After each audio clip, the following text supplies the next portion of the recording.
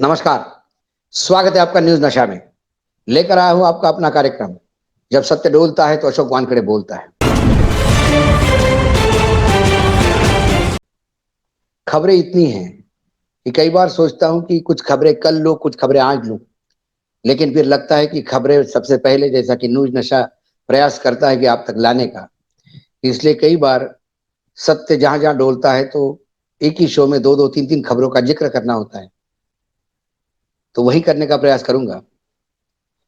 कल पिछले कुछ दिनों से हम लगातार मणिपुर को भी देख रहे हैं।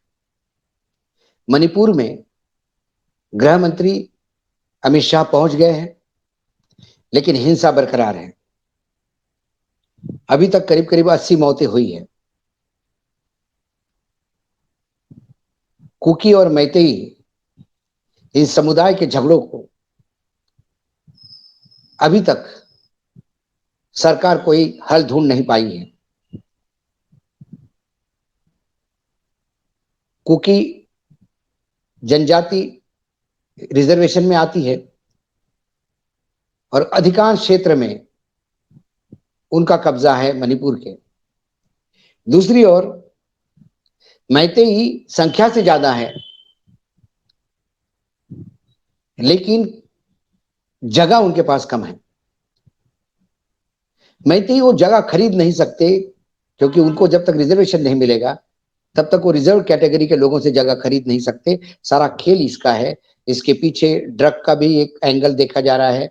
कुछ अखबारों ने यह भी रिपोर्ट किया कि वहां अफीम की खेती होती है और अफीम की खेती और गांजा की खेती के लिए झगड़े चल रहे हैं। 1000 करोड़ का ये व्यापार है।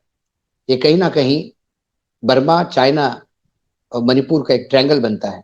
खबरें वहां पे भी हैं, लेकिन सत्य कहां डोला आज। आदरणीय मुख्यमंत्री मणिपुर एन बीरेन साहब ने कहा, बीरेन सिंह, उन्होंने कहा कि अभी तक 40 उग्रवादी आतंकवादी मारे गए एनकाउंटर में। मारे गए वो कुकी समाज के थे।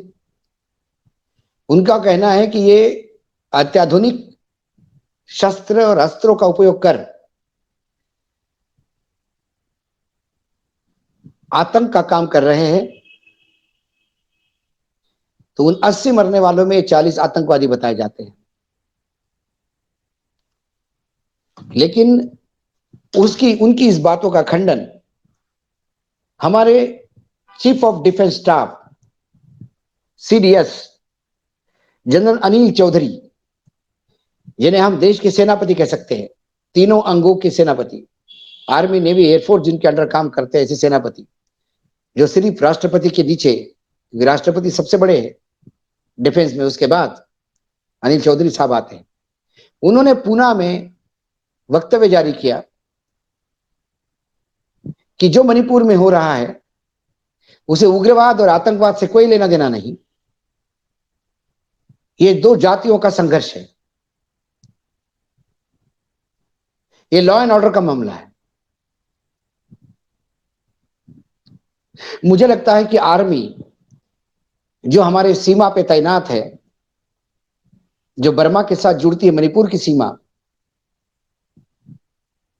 और आर्मी जो फ्लैग मार्च कर रही है मणिपुर में, वो अच्छी तरह से जानती है कि ये उग्रवाद नहीं, जो जातियों का संघर्ष है। लेकिन क्योंकि मैतेई समाज के पास 60% सीट्स है, सबसे ज्यादा विधानसभा की सीटें मैतेई समाज के साथ है, क्योंकि उनका पॉपुलेशन ज्यादा है। इसलिए कुकियों को आतंकी घोषित करना, ये क्या मणिपुर सरकार की पॉलिसी है? इसमें सच कौन बोल रहा है, मुख्यमंत्री या सीडीएस चौधरी साहब? सीडीएस चौधरी साहब के ऊपर डाउट करने का मुझे कोई अधिकार नहीं, क्योंकि उनको राजनीति करनी नहीं है, चुनाव लड़ना नहीं है। वो देश के लिए समर्पित है और देश की सुरक्षा के लिए जी जान लगा के बैठे हैं।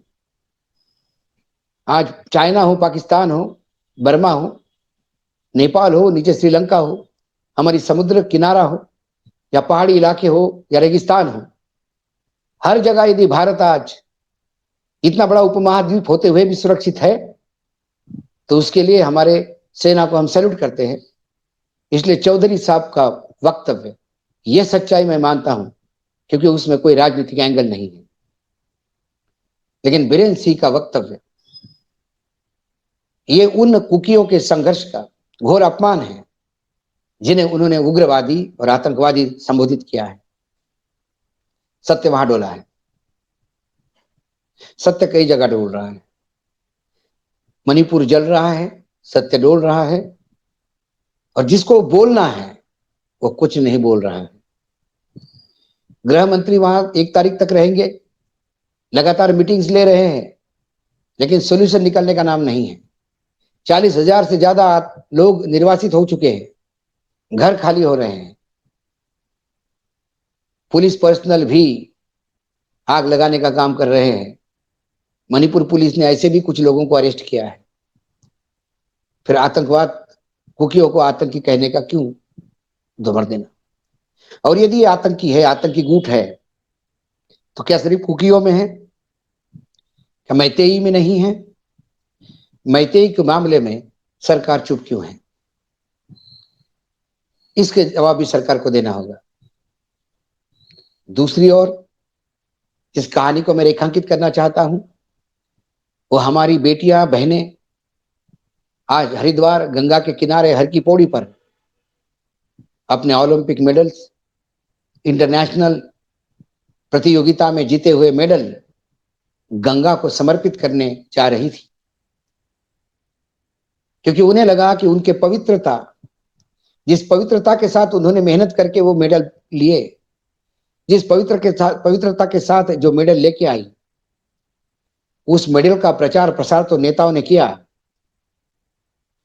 और जिन्होंने इसका प्रचार और प्रसार किया और क्रेडिट लिया, उन्होंने इन बालिकाओं का, इन अपनी बेटियों का शोषण भी किया। तो ऐसे अपवित्र लोगों के लिए मेडल हम क्यों रखें? क्यों नहीं गंगा के पवित्र कोक में इसको जल समाधि दें? भला हो खाप पंचायतों के नेताओं का, वो पहुंच गए, अपने बेटियों को समझाया कि बेटी, ये मेडल आपकी नहीं, देश की धरोहर है, 143 करोड़ लोगों की धरोहर है। आपकी मेहनत तो, उनकी प्रार्थनाएं भी आपके साथ थी। एक रावण पैदा होने से समस्त समाज बदनाम नहीं होता। रावण के घर में विभीषण था, तो एक रावण पैदा होने से आप इतने हतोत्साहित मत होइएगा। सत्य वहां डोला है, क्योंकि गंगा समिति के लोगों ने कहा कि हम मेडल समर्पित नहीं करने देंगे, क्योंकि हर की पौड़ी पूजा का स्थान है, यहां राजनीति नहीं होने देंगे। गंगा समिति के लोगों का ये सत्य, यहां राजनीति नहीं होने देंगे, यही डोला है, क्योंकि लड़कियां न्याय मांगने आई हैं, राजनीति करने नहीं। न्याय मांगने गंगा के मां के पास आई है, क्योंकि देश पे शासन गंगा का पुत्र कर रहा है। याद कीजिए 2014 में प्रधानमंत्री जी ने क्या कहा था, मैं बनारस आया नहीं हूं, मां गंगा ने मुझे बुलाया है। वो गंगा के बेटे बन गए थे चुनाव में।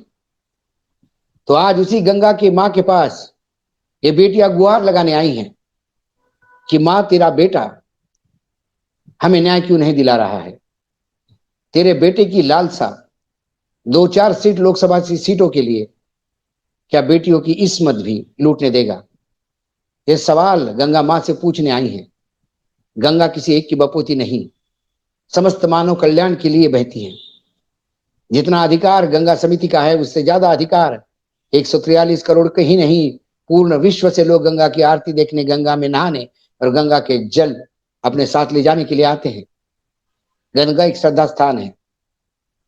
उसे लड़कियों का न्याय मांगने वाली बात को राजनीति का अखाड़ा कहने वाले ये लोग शायद वो है ना जिनके घर में मां है, ना बहन है, पत्नी है, बेटी है, ना पुत्री है, ना पुत्रवधू है।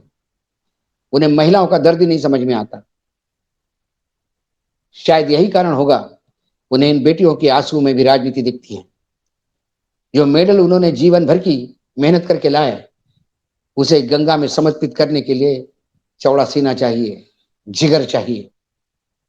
उनके इस त्याग को, उनके इस फ्रस्ट्रेशन को, उनकी इस नाउम्मीदी को भी यदि गंगा समिति राजनीति देखती है तो फिर गंगा समिति स्वयं राजनीति का अखाड़ा है, इसे भंग कर देना चाहिए। सत्य वहां भी डोला है, इसलिए अशोक वानखड़े बोला है। ये दो खबरें थी जिस पे आज मैं बोला। कल फिर आऊंगा किसी विषय के साथ, तब तक आप देखते रहिएगा न्यूज नशा। और आप हमसे जुड़े रहने के लिए सब्सक्राइब करें YouTube पर, फॉलो करें Twitter पर और लाइक करें Facebook पर। और ज्यादा जानकारी के लिए आपको टाइप करना होगा सिर्फ न्यूज नशा।